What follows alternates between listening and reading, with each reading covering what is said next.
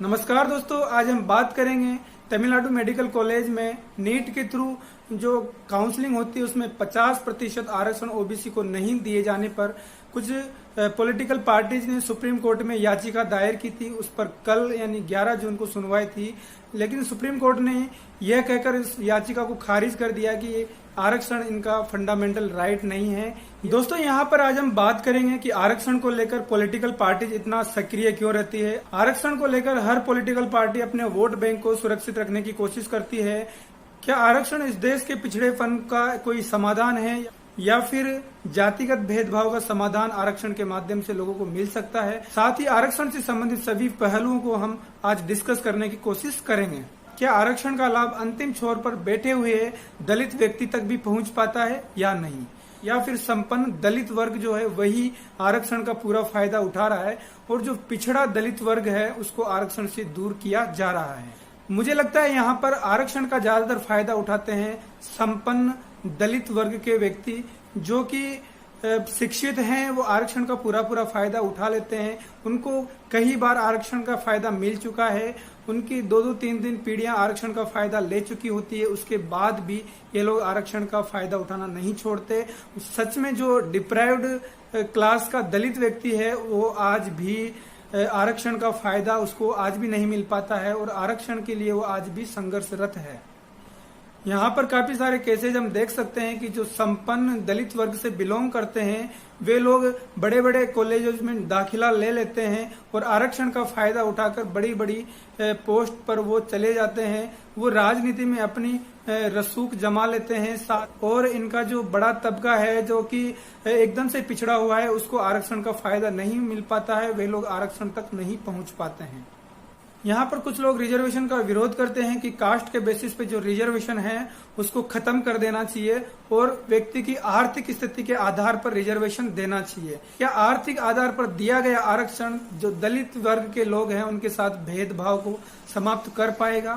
तो इसका आंसर है नहीं, क्योंकि दलितों के साथ जो भेदभाव किया जाता है वो सिर्फ आर्थिक आधार पर नहीं होता है, सामाजिक स्तर पर भी उनको भेदभाव का सामना करना पड़ता है। आप मंदिर में जाने की बात करें या किसी ब्राह्मण से भी आप मिलते हैं तो दलितों के साथ भेदभाव किया जाता है, उनको आपत्तिजनक शब्दों के साथ उनको बुलाया जाता है। तो यहाँ पर आरक्षण की अगर हम बात करें तो आरक्षण सिर्फ गरीबी को दूर करने के लिए नहीं है। आरक्षण का मकसद जो है, जो वांछित वर्ग है, पिछड़ा वर्ग है, उसको सोसाइटी में या सामाजिक स्तर पर उसको एक अच्छे स्तर पर लेकर जाना, उसकी भागीदारी राजनीति में बढ़ाना, ये सब रिजर्वेशन का एक मकसद रहा है।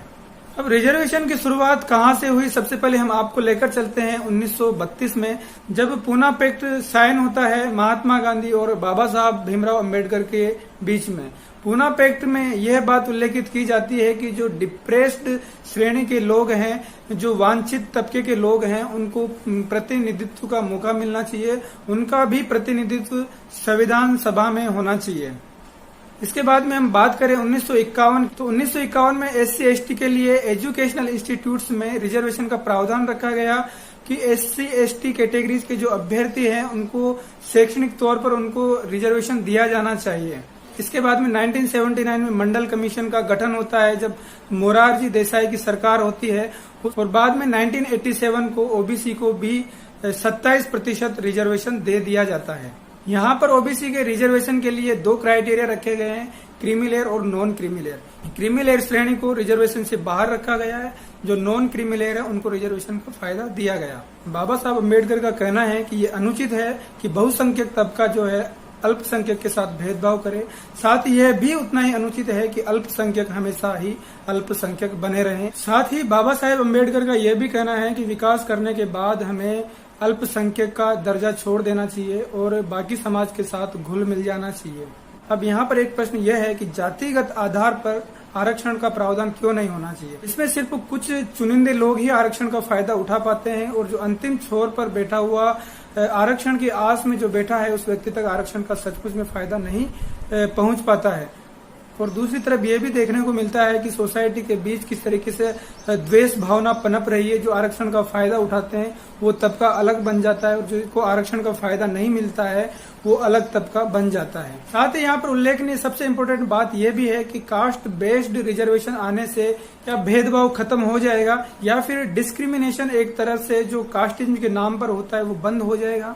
तो कास्ट बेस्ड रिजर्वेशन जो है मुझे लगता है कहीं ना कहीं वो इसका परमानेंट समाधान नहीं है।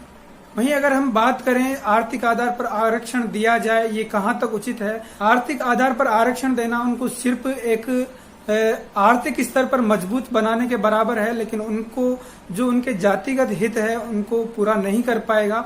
अब डिप्राइव्ड क्लास के जो लोग हैं अगर उनको सचमुच में न्याय दिलाना है, उनको एक सामाजिक स्तर पर पहचान दिलानी है तो कास्ट बेस्ड सिस्टम से भी ऊपर उठ के उनको न्याय के लिए लड़ना होगा, संघर्ष करना पड़ेगा। साथ ही जो दलित समुदाय के नेतृत्व करता है उनको भी अपने समाज के हितों का ध्यान रखना होगा, उनको रिजर्वेशन का फायदा छोड़ना होगा और जो एकदम से पिछड़ा व्यक्ति है उसको रिजर्वेशन का फायदा मिलना चाहिए। केवल इसी माध्यम से जातिगत भेदभाव और जीवन स्तर को ऊंचा उठाया जा सकता है।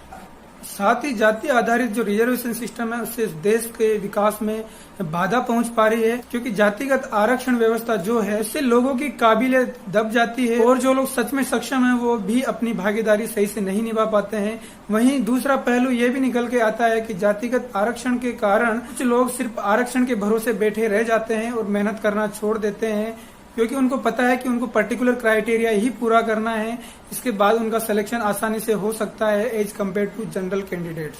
यहाँ पर जातिगत आरक्षण का जो प्रभाव है वो पॉलिटिक्स पर भी देखने को पड़ता है। हर पॉलिटिकल पार्टी अपनी जाति के वोट बैंक को बटोरने के लिए ही उनको रिझाने की कोशिश करती है, तो यहाँ पर काफी सारे नेगेटिव इम्पैक्ट्स भी इसके दिखाई देते हैं।